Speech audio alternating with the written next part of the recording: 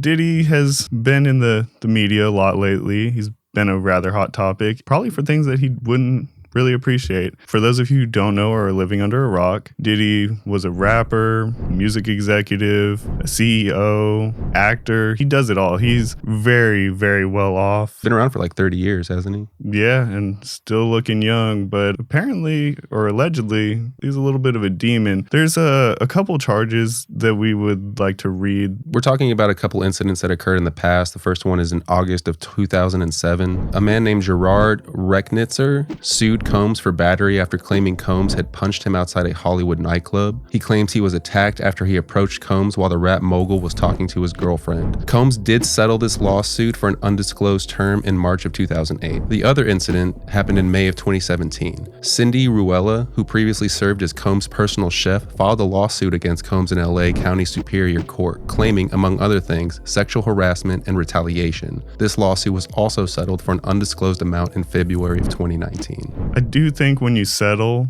it kind of leads me to believe guilty, but But that's an allegation. Yeah, it's just an allegation, but just me personally, if you're settling, you probably guilty. Or at least avoiding something. So what kind of opened this can of worms was Cassie. She is a very well-known R&B singer, started seeing success in the early 2000s, and was also with Diddy in about a decade-long partnership. It is worth noting that she did sign to Diddy in 2006. That kind of leads to like how there might have been a power dynamic because he's in a way your boss. Well, she's accusing that there was sexual abuse, assault. She's claiming that there was times that she got beat on and then he would just buy her stuff, make her stay in the house and wait till her injuries healed. There was a accusation too that one time he wanted her to get a boob job. She went and did it and Diddy didn't like it and made her undergo surgery to have them taken out less than 24 hours after that happened against doctor recommendations. Do you kind of want to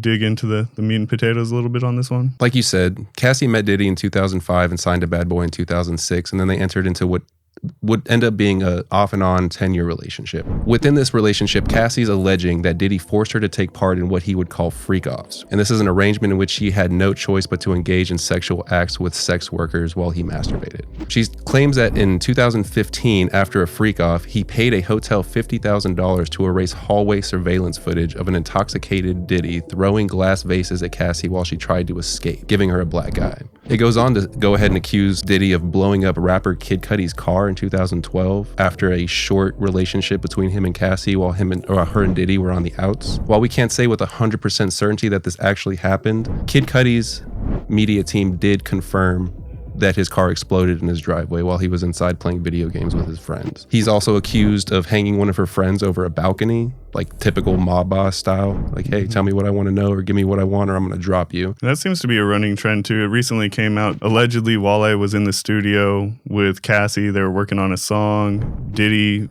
for some reason, had already told them not to be in the same room together. Diddy's been known to be overprotective of her, allegedly. Diddy goes ahead and he goes into the studio and he kind of asks everyone to leave. He goes into the room, closes the curtain behind, and allegedly there was someone else in the studio, and when they peeked in, they saw Wale's shoes hanging over the balcony. All I heard was a rock, but not punches, like shit, like moving around, tables and shit.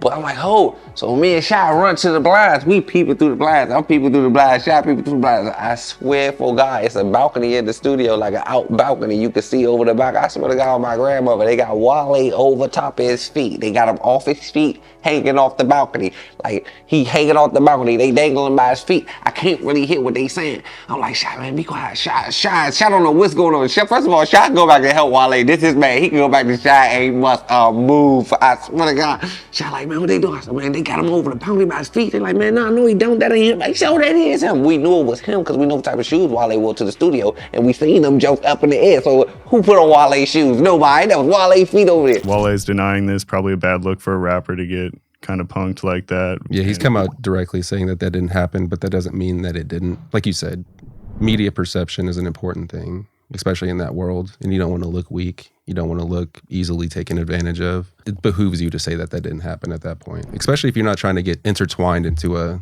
civil case or get called upon as like a witness or something like that. So Diddy did settle with Cassie out of court. It was in less than 24 hours. He settled so quickly that it hadn't even shown up that it was settled. When you looked that weekend, I believe they settled on a Friday, and you looked on Saturday, Sunday, it still hadn't showed that it was completed. It was an undisclosed amount. It was 8 figures though, which means minimum of 10 million. Rumor has it that it was upwards of $30 million. I personally think that it was settled like that because I think that Cassie only unleashed part of the story. I think she put up enough to where Diddy was like, yo, chill, because I think really what she was thinking is like she brought up the sex workers, and I think she brought them up because she's like, hey, I didn't tell them the part where you sucked their dick or fucked them later. Like, all I brought up was that they were running trains on me. Like, you don't want the rest of this story to come out. Yeah, he was definitely, allegedly, from the way it looks, trying to avoid the discovery process by kind of settling this, like you said, within 24 hours. That leads me to believe there's at least a minuscule amount of truth in what she's saying. Oh, I believe Cassie. I do too. Like I said, it's alleged, but it gives a very strong impression, a very, very strong impression. And there's a lot of media people and people in the industry as well that always were kind of weird. They're like, Diddy parties, like. Now, is it true that it was because she was going to release a book and they were trying to stop the book? Yes, she did have to sign an NDA, and NDA was part of the agreement. As far as this goes, it can stop her. However, it can't stop other people that were there or her friends that have firsthand knowledge of this. And that's also how some more information is coming out as well, is that her friends are now talking. Some friends were close enough to the situation where they did witness some of these things allegedly. So, I mean, she can't write a book on it or do anything like that, but she got what she was after rather quickly, and allegedly, hopefully it's enough to kind of, mend whatever kind of mental anguish she's going through. It did also cause some more people to come out of the woodworks. As far as I know, there are 3 other allegers. I don't know if they're ambulance chasers kind of in a way, or if they're actually have some credence to their stories. Maybe they see it as a quick money grab. I do believe Cassie and I do believe Diddy was into some weird stuff. There's been a lot of rumors going around about Diddy for decades at this point. They have to stem from something. So we mentioned earlier some other alleged victims, and we're going to go a little bit more in depth into what's happening with them. Following Cassie's lawsuit against Combe, a second accuser filed her suit one day before the expiration of the New York Adult Survivors Act, which allows adult sexual assault survivors 1 year to sue regardless of when the original statute of limitations expired. The woman said that she had met Combs at Syracuse University when she was a college student in 1991. In the lawsuit, she claimed that Combs drugged her, sexually assaulted her, and recorded and showed the video to people without her knowledge. The accuser says she chose to file the lawsuit after Cassie filed hers, alleging he raped, sex trafficked, and abused her. A spokesperson for Combs denied the allegations, claiming that they are not credible and purely a money grab. That sounds like what a lawyer should respond if he's defending you, but who knows? It could just be a money grab. I do believe that there is 2 more victims. So the third lawsuit was filed on November 23rd, the same day as the second lawsuit, and this one accuses Combs and R&B singer Aaron Hall of sexually assaulting a woman at Hall's apartment in the early 90s. Again, the lawsuit was reportedly filed because of the expiration of the New York Adult Survivors Act. After the third lawsuit, the music mogul stepped down as chairman from Revolt, the music-oriented television network he co-founded in 2013. Regardless of the settlement with Cassie or his resignation at Revolt, he refutes any culpability. Combs said in a statement on X, formerly known as Twitter, "Enough is enough. For the last couple of weeks, I have sat silently and watched people try to assassinate my character, destroy my reputation and my legacy. Sickening allegations have been made against me by individuals looking for a quick payday. Let me be absolutely clear. I did not do any of the awful things being alleged," he continued. "I will fight for my name, my family, and for the truth." A little sus, because I mean, why'd you pay out so quick in less than 24 hours if there was no weight to that? But, it will be what it'll be. There is also another victim to talk about here, an alleged victim. And this one is a bit more intense because she's claiming that this happened when she was underage. It states that a 4th woman has come forward accusing Combs of sexual assault in a lawsuit filed on Wednesday in New York federal court. The lawsuit alleges that she was a teen when she was gang raped and sex trafficked by Combs alongside Harvey Pierre, a former president of Bad Boy Records, and another unnamed person. The lawsuit was filed under the Victims of Gender-Motivated Violence Protection Law. Additionally, the woman is also using the same representation as Cassie in the now settled lawsuit against Diddy. Her attorney said that Combs and Pierre preyed upon a vulnerable high school teenager as part of a sex trafficking scheme that involved plying her with drugs and alcohol and transporting her by private jet to New York City, where she was gang raped by the 3 individual defendants at Mr. Combs' studio. I'm sure we're going to continue to find out more things. I'm sure more people will come out of the woodworks, whether it's for money grab or if they actually do have some weight to their claims. And we'll just have to see how this continues to affect Diddy and what all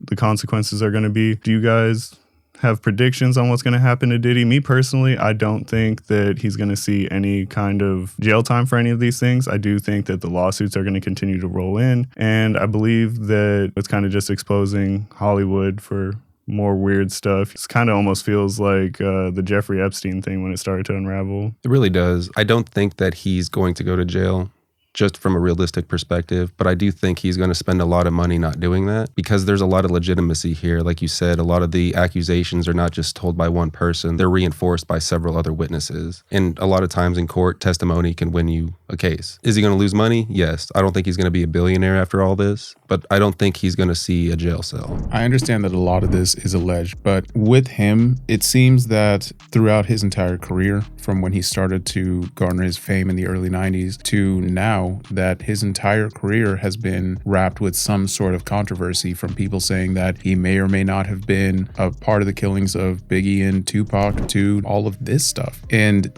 some of this stuff, even though it is just alleged, there seems to be some air of truth, like Kid Cudi's car being blown up and then his media team coming out and saying that yes, his car was actually blown up, but not saying who did it. Him paying out the initial settlement to Cassie kind of makes it hard to believe that the other victims are lying. I'm interested to see where this goes. I think with what both of you said, I don't believe that he's going to see any type of jail time, but I do believe it is going to cost him a pretty penny. It seems we all have a pretty similar take on that. If you have been sexually assaulted in any way, we have a hotline number right down here for y'all. Go ahead, hit that line. You don't have to be by yourself in that. Let us know down in the comments below. Do you think that Diddy did this? Do you think Diddy has anger issues, that he's a sexual abuser?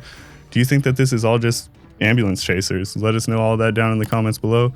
And don't forget to hit that like and subscribe button. I'm Rugburn. And I'm Peckled Landon. And this is Tombstone Tourist.